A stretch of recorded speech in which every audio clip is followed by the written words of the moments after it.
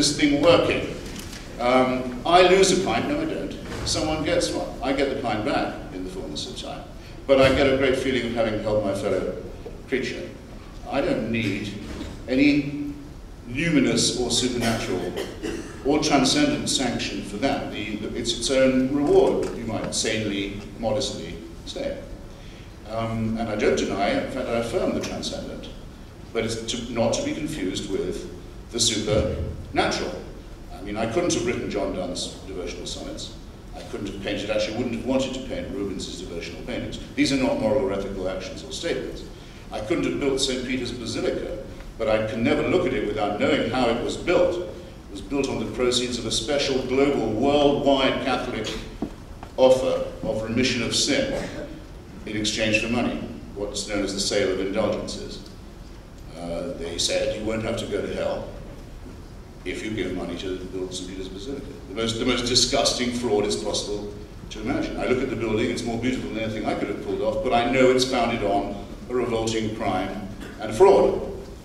Now, it would be wrong of me if I didn't take up this point about secular and religious totalitarianism.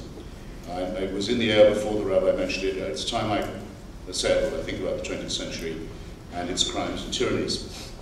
First, if you look at any history of the origins of fascism and the spread of fascism across Europe, from Italy over to the Iberian Peninsula, up through the Balkans to Central Europe, you take out the word fascist or fascism and put in Catholic right wing, nothing changes. You don't have to make another change. That's all that fascism was. Incidentally, I can't believe you give me the free gift of evil in war. I hope some of you have read Scoop, or Black Mischief, or Brideshead Revisited. No, we can never repay evil in war for his novels, which are mainly about profanity, adultery, blasphemy, alcoholism, and other, I consider, worthwhile pursuits. But it's true he was a very unpleasant person. And then he says, but think how bad I would have been if I wasn't a Catholic. I quote you correctly, I know. Well, I have an answer to that. I know what was unpleasant about him in war's private and public life. In his public life, he supported Mussolini in dropping poison gas on Ethiopia, which was then called Abyssinia, in an attempt to rebuild the Italian Catholic Empire. By the way, the Ethiopian Christians were considered not Christians. It was established where they ruled Germany together. In every Catholic and most Protestant churches in Germany, for every year that the Führer was in power, his birthday was celebrated by order of the authorities from the pulpit. You may not call this a secular society. So, look at the belt buckles worn by every German soldier. They're easy to see. You can see them in photographs. What does the belt buckle say in German? Gott mit uns. God is on our side. That's not a secular country, let alone an atheist one. I think it's frankly libelous that I should have to have it even implied or insinuated that my opinions have anything in common with the National Socialist or Fascist regimes, which are the product of centuries of Catholic anti-Semitism, peasant superstition, feudal and militaristic ideas fueled by the 30 Years' War, and decades of worse, of bigotry of all kinds. Now, I've been to North Korea, which is the most Stalinized, I'll take it as the main example, the most Stalinized state there has ever been in human history. I wonder if you people have been there. It is an entirely faith-based society. It is based on the worship of two men, a father and a son. The father's dead, but he's still president of North Korea for life.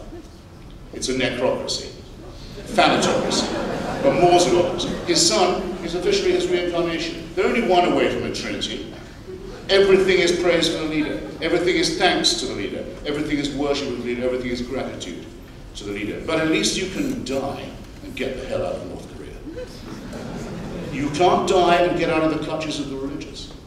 Because it's when you're dead that they tell you that the fun really begins. And that's what makes religion, as well as superstitious and silly and counter-scientific and anti-philosophical, makes it totalitarian. Because it demands absolute power over you as a creature before you're born, while you're alive, and after you're dead. It is the definition of unfreedom. It's right that so many of its gestures are submissive. Islam simply means submission. It's right that its long association with slavery continues to disfigure it, because it invites you to make a serf of yourself. I invite you in turn to emancipate yourself, strike off the mind-forged manacle, and wave goodbye to the prehistory of the human species. Thank you.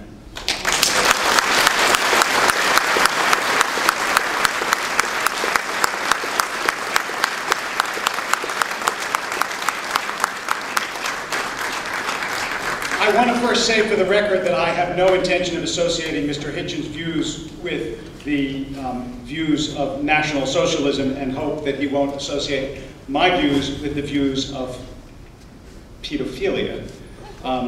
Because if you decide that the worst of a tradition embodies the antagonist with whom you are speaking, then all the terrible things that he's imputed to religion he must impute to me. And I know he doesn't any more than I impute to him all the terrible things that I impute to National Socialism, which was officially atheistic no matter what the buckles on the belt said, or Stalinism, which, again, he didn't say anything about Stalin, he didn't have time, but Stalinism was, again, officially, explicitly atheistic, as is communism. And if you want to see the difference, go from North Korea to South Korea. South Korea may not be an ideal state, but it is a vibrant Christian community, and there you will find freedom. Whereas in North Korea, you will find the worship of this tin pot dictator. But going back to the fact that he gives blood, I know it wasn't much of a transition, but I don't have a lot of time. Let's talk about what religious people, not again. Let's talk about what religious people do. I'm sorry, I'm used to a congregation where people don't call out till after the sermon. Let's talk about what religious people actually do. Are you aware of the fact that religious people give more blood, that they give more charity, that they volunteer more, that they turn out in greater numbers on voting day, that by every indices that you can find of social goodness in America, religious people do more than non-religious people? Now you may say this is a coincidence. It just happens that way. But I don't believe it, and neither should you. And when I didn't say that Mr. Hitchens couldn't bring food to a hungry person, and I hope, I feel foolish even repeating this, but I hope that all of you understood that that was a sort of sleight of hand, a rhetorical sleight of hand that he was pulling. What I said was that I'm not aware of communities, not bowling leagues, not reading clubs, not any other communities where you would find a family that was bereaved, where for 3 years running and for many years into the future, they're going to get fed every weekend because they're part of a synagogue community or a church community or whatever. The question is not, can religious people do things that non-religious people can't do? Of course not. The question is, do they do things? And the answer is yes, again and again and again and again. You want to staff a soup kitchen in America? If you say we need volunteers in that soup kitchen next week, the odds are in almost any city in America, you're going to get religious people in far greater numbers. Church groups, all you have to do, every charity in Los Angeles plies me each week, please announce to your congregation that they should do this or they should do that. Why? Because they know that people who come more often to synagogue and more often to church not only live longer, have lower rates of divorce, have lower rates of depression, but they're more charitable, they volunteer more, they give blood more, on and on and on and on. They know this. So if we're talking about social utility, let's talk about social utility.